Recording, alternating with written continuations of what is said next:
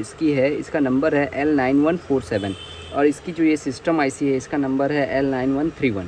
ठीक है, और इसमें जो प्रोसेसर जो यूज़ में लाया गया है MPC 5565 में हमारा हाई सेक्शन है और ये वाला जो है हमारा लो सेक्शन है। ये चार सेक्शन, दो टाइप का सेक्शन होता है इसके अंदर, दो टाइप का इसको पावर मिलता है। ऑफ रहता है तो नो कोई सप्लाई नहीं रहता है। जब हमारा ECM का इग्निशन ऑफ भी रहेगा तो उस टाइम पे भी जो है इस आईसी के ऊपर 12 वोल्टेज कंटिन्यूसली रहेगा, वो पावर आता रहेगा। लेकिन ऐसा नहीं है कि ये वोल्टेज जो है बनाना चालू कर देगा, जैसे कि ये वोल्टेज मिलते ही जो है 2.5 3.5 ऐसा कुछ नहीं बनाएगा। जब तक कि इसके पिन नंबर 24 पर एक एनेबल वोल्टेज ना मिले, हेड लाइन है इसका, तो जो कैन लो रहेगा वो नीचे की तरफ से ऐसा रहेगा और जो कैन हाई रहेगा वो ऊपर की तरफ से इस तरीके ये बनता है। जैसा मैं आपको बता देता हूँ कि इसका जो फ्रीक्वेंसी होता है 64 किलो हर्ट्ज़ होता है।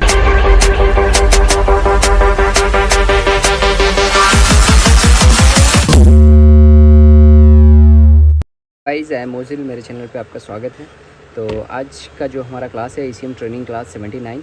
तो इस वीडियो में जो है मैं आपसे बात करने वाला हूँ ये PO का जो नया ECM आता है मैग्नेट मैरली का लेटेस्ट वाला, इसका पावर सेक्शन के ऊपर। तो इसके अंदर जो है आप देखोगे तो ये पावर आईसी जो इसकी है इसका नंबर है L9147 और इसकी जो ये सिस्टम आईसी है इसका नंबर है L9131।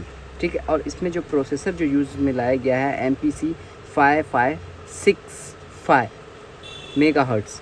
ठीक है, तो ये प्रोसेसर जो है उसके अंदर यूज़ में लाया गया है। ये हमारा जो है इसका ये वाला हिस्सा जो है हमारा हाई सेक्शन है और ये वाला जो है हमारा लो सेक्शन है, ये चार सेक्शन। ठीक है, और ये वाला देखोगे आप तो ये वाला जो डायोड है जो इस कॉइल के अंदर जो इलेक्ट्रिक वोल्टेज बनता है, मतलब AC वोल्ट बनता है, उसको जो है ये डायोड जो है जो DC वोल्ट कन्वर्ट करके इसमें स्टोर करता है। तो और अगर आप बॉश के AC में देखोगे तो उसके अंदर 620 TG करके रहता है, 620 TG करके रहता है। और जैसा कि ये मर्सिडीज़ का है, BMW का है X1 का, तो इसके अंदर ये वाला रहता है जो ये डायोड यूज़ में लाया जाता है इसको स्टोर करने के लिए, AC को DC में कन्वर्ट करने के लिए। और यहाँ पर जो है ये 620 TG करके जो यूज़ किया जाता है बॉश के ECM में। और इसके अंदर जो है ये डायोड ही सीधा जो है यूज़ कर रहा है। इसके अंदर भी आप डायोड लगा सकते हैं अगर 620 TG नहीं है तो बॉश के अंदर। ठीक है, तो चलिए हम लोग जो है इसके ऊपर इसका पावर सेक्शन के ऊपर बात करेंगे कि किस तरीके से जो है इसका पावर होता है। तो इसके अंदर जो पावर जो होता है हमारा बेसिकली इसके अंदर हमारा दो टाइप का सेक्शन होता है। इसके अंदर दो टाइप का इसको पावर मिलता है। एक हम लोग जब देखते हैं कि बॉश का ECU जो है हम लोग का जब हमारा इग्निशन ऑफ रहता है तो नो कोई सप्लाई नहीं रहता है, कोई सप्लाई नहीं रहता है ECU को। लेकिन इस मैग्नेट मैरली के अंदर जो है ऐसा सिस्टम है कि जब हमारा इग्निशन ऑफ रहेगा तो डायरेक्ट 12 वोल्टेज जो है इस IC को आता है। इसको बोलते हैं हम लोग मेमोरी पावर। ठीक है, तो जब हमारा ECM का इग्निशन ऑफ भी रहेगा तो उस टाइम पे भी जो है इस IC के ऊपर 12 वोल्टेज कंटिन्यूसली रहेगा। ठीक है, और इसका जो मेन रिले ऑन होता है, जब मेन रिले ऑन होता है तब जाकर इंजेक्टर सेक्शन काम करता है। अगर मेन रिले ऑन नहीं होगा तो इंजेक्टर सेक्शन काम नहीं करेगा। ठीक है, ये है इसके अंदर कि अगर आपका सिर्फ आपने इग्निशन दिया, इग्निशन आ रहा है तो ECM स्कैन हो जाएगा, लेकिन इंजेक्टर सेक्शन जो है काम नहीं करेगा अगर मेन रिले नहीं ऑन हुआ तो। अगर मेन रिले नहीं भी ऑन हुआ तो भी स्कैन हो जाएगा, लेकिन इंजेक्टर सेक्शन नहीं काम करेगा। ठीक है, तो चलिए इसी के ऊपर जो हम लोग बात करता हूँ। तो सबसे पहला जो है मैं एक ये IC को बना लेता हूँ। ये IC है और ये IC का नंबर है L9147। इसका जो स्टार्टिंग जो होता है, काउंटिंग जो होता है हमारा यहाँ से काउंटिंग होता है। इस IC का काउंटिंग 1 2 3 4 5 6 7 8 9 10 इस तरीके से होता है। और इसका मैंने इस तरीके से लिखा है क्योंकि मुझे जो है इस तरह मैं देख रहा हूँ, मैं आप भी इस तरह देख रहे हैं, तो इसके लिए जो है मैं इस टाइप का लिखा हूँ। और इसके अंदर जो मेन पावर सेक्शन होता है, तो पावर IC को पहचानने का तरीका यही होता है कि इसके आसपास जो है कॉइल होता है। ठीक है, यहाँ पर भी जो है इसके यहाँ पर भी कॉइल होगा और ये वाला हमारा प्रोसेसर कहलाता है, और जो भी आगे आजू बाजू ज़्यादा पीएफ रहेगा उसको पावर आईसी हम लोग मानेंगे, जिसके आसपास जो है डायोड वायोड रहा उसको हम लोग सिस्टम आईसी मानते हैं, मानने वाली बात है। ये हमारा दो जो है इंजेक्टर ड्राइवर है, जो बैंक 1 को एक कंट्रोल करता है, बैंक 2 को एक कंट्रोल करता है। इसका मतलब कि दो इंजेक्टर को एक इंजेक्टर ड्राइवर कंट्रोल करता है, दूसरा दो इंजेक्टर को जो है ये कंट्रोल करता है। फॉर एग्जांपल के लिए 1 और 4 और 2 और 3, तो 2 और 3 के लिए और 1 और 4 के लिए। ओके, तो चलिए हम लोग जो है इसके पावर सेक्शन के ऊपर बात करते हैं। तो इसके अंदर अगर सप्लाई की आप बात करेंगे तो सप्लाई इसके अंदर एक 12 वोल्टेज आता है, जिसको हम लोग बोलते हैं मेमोरी पावर।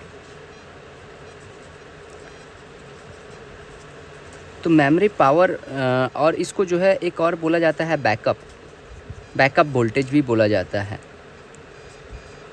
ठीक है, तो इस बैकअप वोल्टेज जो है हमारा कुछ इस तरीके से पिन नंबर 50 से, इस ECM के पिन नंबर 50 से ये हमारा बैकअप पावर आता है, और बीच में जो है एक डायोड लगता है, और इस डायोड के बीच में एक कैपेसिटर होएगा, और एक कैपेसिटर के इस साइड जो है हमारा ये ग्राउंड हो जाएगा, और फिर ये वाला हिस्सा जो है मेरा 3-4 PF को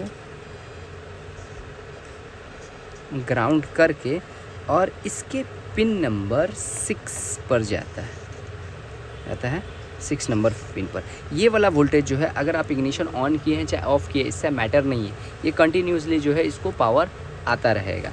लेकिन ऐसा नहीं है कि ये वोल्टेज जो है बनाना चालू कर देगा, जैसे कि ये वोल्टेज मिलते ही जो है 2.5 3.5 ऐसा कुछ नहीं बनाएगा, जब तक कि इसके पिन नंबर 24 पर एक एनेबल वोल्टेज ना मिले। एनेबल वोल्टेज मतलब कि 6 वोल्ट से लेकर 10 वोल्ट के बीच, इन ये वोल्टेज अगर जब तक कि इसके पिन नंबर 21 पर नहीं मिलेगा, तब तक के ये आईसी के अंदर से ना 1.5 आउट होगा, ना 2.5 3.5 5 वोल्टेज, इनफैक्ट 6 वोल्टेज भी नहीं आउट होगा, और 12 वोल्टेज भी रेफरेंस वोल्टेज आउट करता है वो भी नहीं आउट करेगा। तो इसका सर्किट जो है हमारा आता है पिन नंबर 88 से। समझो हमारा ये ECM पिन 88 से जो है हमारा ये आएगा, और इसके अंदर भी एक रेजिस्टेंस होता है जो एक ग्राउंड हो जाता है, और दूसरा जो है एक रेजिस्टेंस आउट होगा, और ये हमारा पिन नंबर 24 में चला जाएगा, यहाँ से आएगा, इस रेजिस्टेंस के थ्रू जो है पिन नंबर 20 को आउट हो जाएगा। ठीक है, अब जो है बात आती है कि ये मेरा जो है कैन की आईसी है, तो इसको मिल गया, तो ये प्रोसेसर को कैसे समझ में आएगा कि मैं जो है मेरे पास इग्निशन आ रहा है, मुझे जो है मेन रिले के लिए जो है इसको कमांड देना है, तो ये मेन रिले के लिए आउट करेगा।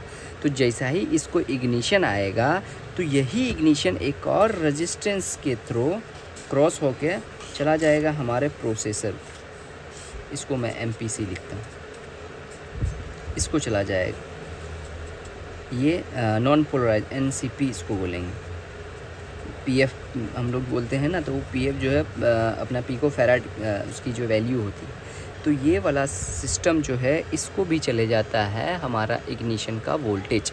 इसका मतलब कि इग्निशन एनेबल सिग्नल जो है प्रोसेसर को भी जाता है और इस पावर आईसी को जाता है। तो जैसा ही पावर आईसी को हमारा ये एनेबल सिग्नल मिला, एनेबल वोल्टेज मिला, उसी टाइम जो है इसके अंदर से वोल्टेजेस आउट होने लग जाते हैं। ठीक है, अब ये वोल्टेज जो है आउट होगा, और यही वोल्टेज एक 5 वोल्टेज यहाँ से आउट होगा और जाएगा हमारे इस आईसी के पिन नंबर 5 पर। ये हमारी कैन वाली आईसी होती है, तो ये कैन वाली आईसी के पिन नंबर 5 पर जो है यही एक 5 वोल्टेज जाएगा, फिर यहाँ से एक कॉइल के थ्रू निकलेगा 1.5, और यहाँ से सेम निकलेगा 3.3 वोल्ट। तो ये जो हो जाता है हमारा, ये हो जाता है कैन हाई, और ये हो जाता है हमारा कैन लो। इसका अगर आप ऑसिलोस्कोप में या DSO में अगर आप इसका सिग्नल देखोगे, तो ये कुछ इस तरीके से जो है ऐसा करके रहता है। लेकिन समझिए ये डेड लाइन है इसका, तो जो कैन लो रहेगा वो नीचे की तरफ से ऐसा रहेगा, और जो कैन हाई रहेगा वो ऊपर की तरफ से इस तरीके से ये रहेगा। तो अगर ये कैन का वोल्टेज सिर्फ वोल्टेज दिखा रहा है, इसका मतलब कि इसके अंदर से कोई भी मैसेज जो है पास आउट नहीं हो रहा है किसी कंट्रोल मॉड्यूल को, ठीक है।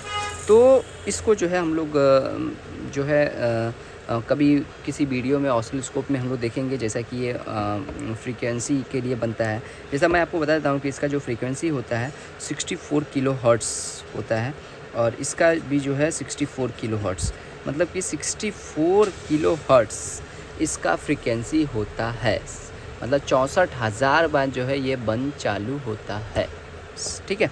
तो ये मेरा इसका आरपीएम हो गया, मतलब 1 मिनट में 64,000 बार जो है बंद चालू होता है, मतलब मैसेज ट्रांसफ़र होता है।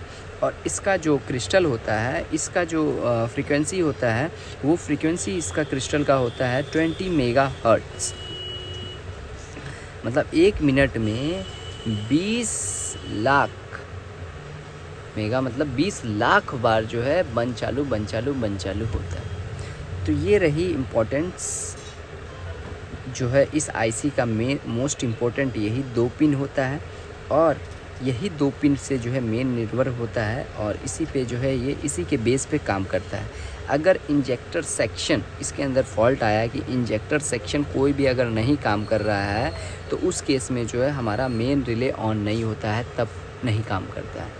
तो ये बहुत मोस्ट इंपॉर्टेंट है। ज़्यादातर मेरे पास ईसीएम जो है इसी केस के लिए आता है कि भाई चारों इंजेक्टर में सप्लाई नहीं आ रहा है। अरे भाई चारों इंजेक्टर में इंजेक्टर्स के अंदर जाएगा सप्लाई, तभी तो काम होएगा ना। जब तक कि मेन रिले नहीं ऑन होगा तो इस तीनों पिन पर वोल्टेज नहीं आएगा, 12 वोल्टेज।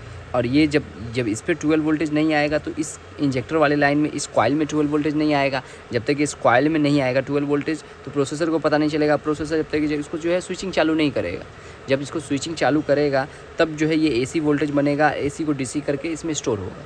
तो ये बहुत बड़ी कहानी है, इसकी बहुत लंबी कहानी है, मैंने हर वीडियो में बताया है मैंने।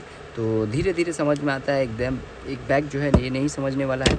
तो गाइज़, अगर आपको वीडियो अच्छा लगा तो आप मेरे चैनल को लाइक कीजिएगा, शेयर कीजिएगा और सब्सक्राइब कीजिएगा। अगर आप ramzon.in पर विज़िट नहीं किए हैं तो जाकर वहाँ पर आप विज़िट करें, आपको वहाँ से बहुत इन्फॉर्मेशन मिलेगी। आपको आईसीज़ मिल जाएगी, आईसी की पिन आउट्स, ईसीएम के पिन आउट्स, फाइल्स, जो चाहिए, जो भी आपको चाहिए वो वहाँ से जो है मिल जाएगा, ऑटोमोबाइल से रिलेटेड, ईसीएम से रिलेटेड।